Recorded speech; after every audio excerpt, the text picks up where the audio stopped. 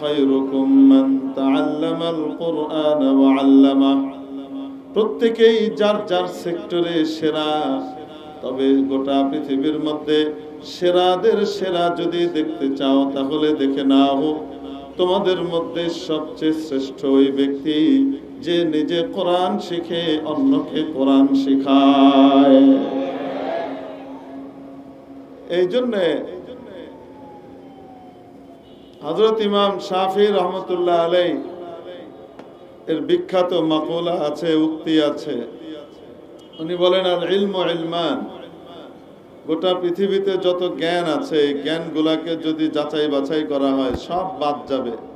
জ্ঞান আসলে দুইটা, যেটা না হইলে চলে না, যেটা না হলে মানুষের বাঁচার উপায় থাকবে না। এরকম কয়টা জ্ঞান? ইলমুল আদিয়ান ও ইলমুল আবদান। একটা হলো দ্বীনি ইলম, কোরআন হাদিস ফিকহ তাফসীরের ইলম। কারণ এটা যদি না থাকে তো মানুষ ইহকালেও অশান্তিতে পড়বে, পরকালেও চিরস্থায়ী অশান্তিতে পড়বে। তো ইহকাল পরকালে সত্যিকার অর্থে মানসিকভাবে বাঁচতে হলে ইলমুল আদিয়ান অর্থাৎ দ্বীনি ইলমের বিকল্প নাই। নাহলে মানুষ এর ইমানের মৃত্যু ঘটবে। ইমানের মৃত্যু ঘটলে সে চিরস্থায়ী জাহান্নামে নিপতিত হবে। আরেকটি হলো ইলমুল আবদান, শরীর বিদ্যা, ডাক্তারি বিদ্যা। কারণ এই বিদ্যা না থাকলে মানুষ রোগ ব্যাধির শিকার হয়ে দুনিয়া থেকে অতি দ্রুত চলে যাবে, মারা যাবে। তো মরণ ঠেকানোর বিদ্যা হলো দুইটা, একটা সাময়িক মরণ ঠেকানোর বিদ্যা, সেটা হলো ইলমুল আবদান, ডাক্তারি বিদ্যা। আর আরেকটা হলো চিরস্থায়ী মরণ ঠেকানোর বিদ্যা, সেটা হলো ইলমুল আদিয়ান, দ্বীনি ইলম। মেরে মুহতারাম দোস্ত, আসলে দুইটাই ডাক্তারি। একটা শরীরের উপর ডাক্তারি, আরেকটা রুহের উপর ডাক্তারি। শরীর নশ্বর, পৃথিবী থেকে শরীর যাবে, সে শেষ হয়ে যাবে। রূহ অবিনশ্বর, সে আযালি নয়, আবাদি। আল্লাহ তাকে সৃষ্টি করেছেন, করার পর থেকে তার কোনো আর মৃত্যু নাই। সে এক জগৎ থেকে আরেক জগতে পাড়ি জমাবে। পেটের ভিতরে উদর জগতে সে মায়ের পেটে এসেছে, তার আগে সে ছিল রূহ জগতে, ওখান থেকে এসেছে মায়ের পেটে। এখান থেকে যাবে সে বরজাখের জগতে, এরপরে যাবে সে হাসরের ময়দানে, সেখান থেকে যাবে জান্নাত বা জাহান্নামে। যেখানেই যাক না কেন, যদি ইমানদার হয় জাহান্নামের ভায়া হয়ে হোক আর সোজা জান্নাতে গিয়ে হোক, চিরস্থায়ী ভাবে সে জান্নাতেই থাকবে, জান্নাতে ঢোকার পরে আর কোনোদিন বের হবে না। আর যদি ঈমান না থাকে তাহলে চিরস্থায়ী ভাবে জাহান্নামে থাকবে, তার আর কোনোদিন শেষ হবে না। হাদিস শরীফের মধ্যে আসে, কিয়ামতের দিন যখন বিচার কার্য সম্পন্ন হয়ে যাবে, আল্লাহ তাবারাকা ওয়া তাআলা হাসরবাসীর সামনে মৃত্যুকে, মওতকে একটা মেষের আকৃতিতে নিয়ে আসবেন, একটা দুম্বার আকৃতিতে নিয়ে আসবেন। এটা হলো মওত, সবাই বুঝবে এটা মওত। দুম্বার মতো দেখতে একটা কিছু হবে, সবাই বুঝবে এটা কি মওত। ওই মওতকে আল্লাহ সকলের সামনে মৃত্যু দিবেন, জবাই করবেন, জবাই করানো হবে আল্লাহর আদেশে। মানে মওতের মওত হয়ে গেল, মৃত্যুর মৃত্যু হয়ে গেল, আর কোনোদিন মৃত্যু নামক কিছু আসবে না। তার মানে চিরস্থায়ী জীবন। মেরে মুহতারাম দোস্ত, এই জন্য চিরস্থায়ী জীবন, এই জীবনের বাঁচা মরা নির্ভর করে ইলমুল আদিয়ানের উপরে, দ্বীনি শিক্ষার উপরে। তো রূহ, তার সৃষ্টি আছে, তার সূচনা আছে, কিন্তু তার অন্ত নাই, তার কোনো শেষ নাই। আল্লাহ তাকে চিরস্থায়ী ভাবে রেখে দিবেন, হয় জান্নাতে নয় জাহান্নামে। মৃত্যু নামক কোনো কিছু আর আসবে না। তো আসল গুরুত্বপূর্ণ জিনিস কোনটা, শরীর না রূহ? রূহ, এবং সেটাই সবচেয়ে দামি।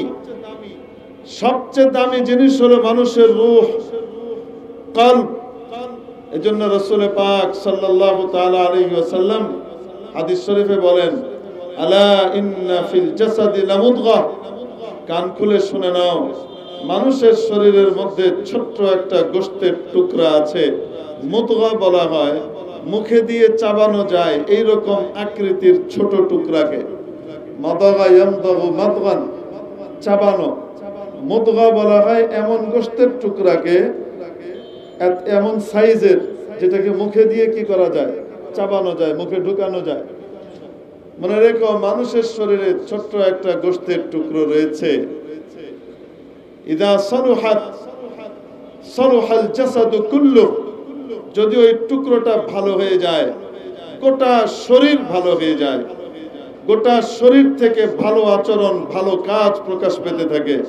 ওয়া ইদা ফাসাদাত, আর যদি সেটা পচে যায়, নষ্ট হয়ে যায়, ফাসাদাল জাসাদু কুল্লুহু, গোটা শরীর নষ্ট হয়ে যায়। হাত দিয়েও অপকর্ম হবে, চোখ দিয়েও অপকর্ম হবে, পা দিয়েও অপকর্ম হবে, অঙ্গ প্রত্যঙ্গ দিয়ে অপকর্ম হবে। কারণ নষ্ট হয়ে গেছে সেই গোশতের টুকরাটা। সেটা কোনটা? নবীজি বললেন আলা, আবার শুনে নাও, ওয়াহিয়াল কলব, সেই টুকরাটি একমাত্র হলো কলব, হার্ট, যেটার ভিতরে মানুষের রূহ এসে অবস্থান করে। মেরে মুহতারাম দোস্ত, সবচেয়ে দামি জিনিস মানুষের শরীরের ভিতরে হলো কলব, হার্ট, আর তার ভিতরে অবস্থান করে রূহ, যার জন্ম আছে, কোনোদিন তার মৃত্যু নাই। প্রিয় উপস্থিতি, এজন্য বলছিলাম, শরীর এটা যদি কোনো কারণে পচে যায়, নষ্ট হয়ে যায়, শরীরের মৃত্যু ঘটে, তাহলে এই শরীর তো শেষ। কিন্তু রূহের যদি মৃত্যু ঘটে, তার ঈমানের যদি মৃত্যু ঘটে, তো তাহলে বলেন এই রূহ কি শেষ হবে না চিরকাল থাকবে? যেহেতু চিরকাল থাকবে, তার আযাব, অশান্তিও চিরকালীন হয়ে যাবে, চিরস্থায়ী হয়ে যাবে, সে শান্তি আর কখনো পাবে না। তাহলে অধিক গুরুত্বপূর্ণ কোনটা, শরীর না রূহ? রূহ। শরীরে যদি রোগ বাঁধে, শরীরে যদি রোগ ব্যাধি আসে, আমরা ডাক্তারের কাছে যাই, ডাক্তার সাহেব ট্রিটমেন্ট করেন, চিকিৎসা করেন, শরীর ভালো হয়ে যায়। কিন্তু তার চেয়ে হাজার কোটি গুণে গুরুত্বপূর্ণ বস্তু হলো রূহ। এই রূহের মধ্যে যখন রোগ হয়, মেরে মুহতারাম দোস্ত, সেই রোগকে পরিষ্কার করাবার জন্য, সেই রোগকে সারাবার জন্য ডাক্তারের কাছে যাওয়ার দরকার আছে না নাই? সেই রূহের ডাক্তারের নাম হলো আলেম। এই রূহের ডাক্তারের নাম হলো কি? আলেম। আমরা সকলে ঈমানের রোগী, আমরা সকলে ঈমানের রোগী। ঈমানের ভিতরে দুর্বলতা প্রত্যেকেরই কম বেশ আছে। অবাস্তব না বাস্তব? এই ঈমানের রোগীর ডাক্তারকে আলেম ওলামা। কারা? এখন আসেন, দুনিয়াতেও হসপিটাল আছে না নাই?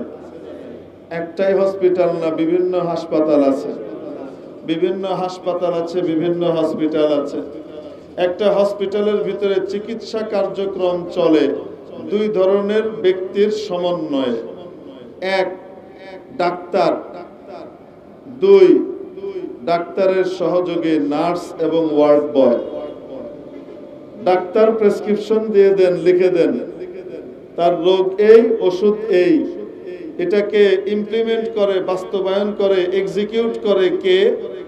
নার্স বা ওয়ার্ড বয়। তারা এসে ইনজেকশনটা দেয়, সময়ে সময়ে ওষুধ খাওয়ায়। আসতে বলেন ঠিক কিনা? তো তাহলে নার্সেরও গুরুত্ব আছে না নাই? ওয়ার্ড বয়েরও গুরুত্ব আছে না নাই? আছে। ডাক্তারের গুরুত্ব প্রশ্নাতীত, আছে বা প্রশ্নের দরকারই নাই, এটা প্রশ্নের ঊর্ধ্বে, সবাই জানে আছে, ঠিক কিনা? এখন বলেন তো দেখি, একজন নার্স অথবা ওয়ার্ড বয়, ইনি অনেক অভিজ্ঞ, 20-30 বছর ধরে উনি এই কাজ করেন।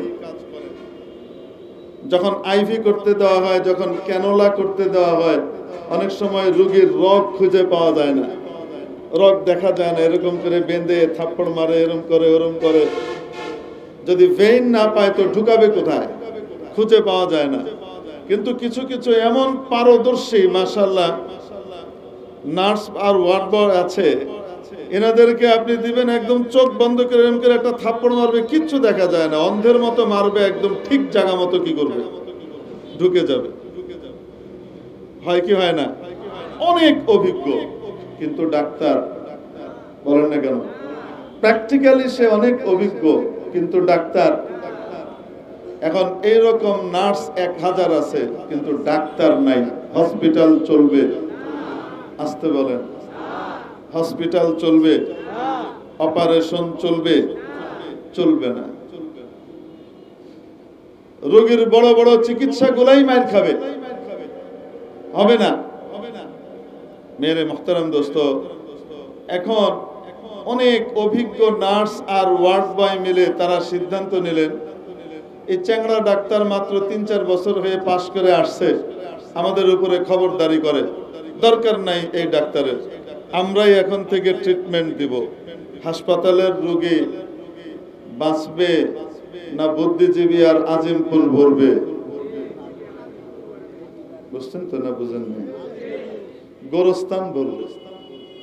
সুস্থ যদি 2-4টা হয়েও যায়, কিছু যদি হয়েও যায়, মৃত্যুর হার কমবে না বাড়বে? কেন? ডাক্তার নাই। কি নাই? ডাক্তার নাই। অতএব ডাক্তার ছাড়া শুধু নার্স দিয়ে যতই অভিজ্ঞ হোক না কেন চলবে, হাসপাতাল চলবে না। ঠিক তেমনি ভাবে রূহের যখন রোগ হয়, এই রুহানি রোগেরও কিছু হাসপাতাল আছে।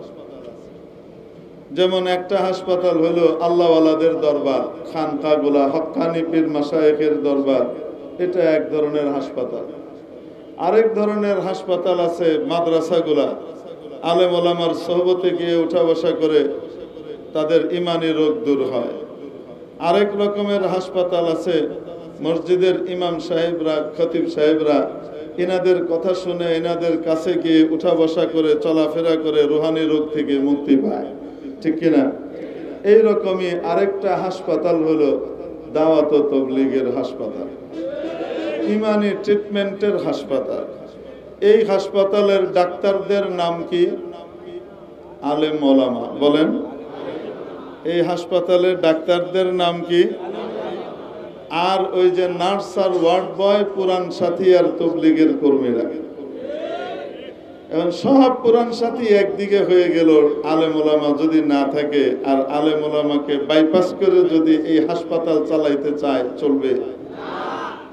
আল্লাহ তাআলা এই কাটা কাটা সোজা কথা আমাদেরকে বুঝবার তৌফিক দান করেন।